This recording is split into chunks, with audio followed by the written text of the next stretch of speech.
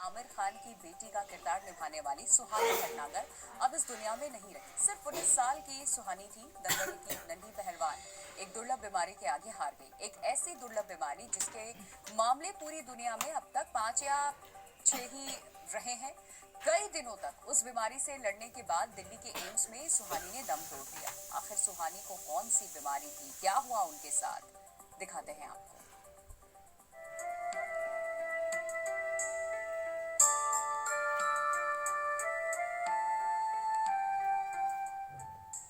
सुहानी भटनागर का 19 साल की उम्र में दम तोड़ना हर किसी के लिए शॉकिंग है और उससे भी ज्यादा शॉकिंग है वो बीमारी जिसकी वजह से सुहानी आज हमारे बीच नहीं है। उसके बारे में आपको आगे बताएंगे। पहले ये जान लीजिए कि सुहानी को ये बीमारी हुई कैसे। दरअसल 2 महीने पहले एक्ट्रेस के उल्टे हाथ में सूजन आनी शुरू हुई थी, जिसे माता पिता ने नॉर्मल समझा।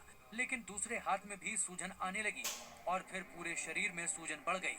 इसके बाद कई डॉक्टरों को दिखाया गया, लेकिन कोई भी डॉक्टर बीमारी को पहचान नहीं पाया। इसके बाद 7 फरवरी को सुहानी को एम्स में भर्ती कराया गया, जहां उसके टेस्ट हुए तो पता चला कि सुहानी को डर्मेटोमायोसाइटिस नाम की बीमारी है, जो बेहद रेयर बीमारी की श्रेणी में आती है। पूरी दुनिया में अब तक 5 से 7 केस ही सामने आए हैं। इस बीमारी का इलाज सिर्फ स्टेरॉइड ही है, जिसके बाद सुहानी को स्टेरॉइड्स दिए गए, जिससे उसकी बॉडी का ऑटो इम्यून सिस्टम प्रभावित हुआ और इम्यूनिटी कमजोर हो गई। डॉक्टरों के मुताबिक इस बीमारी की रिकवरी में बहुत समय लगता है, लेकिन इम्यूनिटी कमजोर होने की वजह से अस्पताल में ही सुहानी को इन्फेक्शन हो गया, जिससे फेफड़े कमजोर हो गए और उसमें पानी भर गया। इसके बाद उसका सांस लेना भी मुश्किल हो गया। वेंटिलेटर पर भी रखा गया, लेकिन रिकवरी नहीं हो सकी।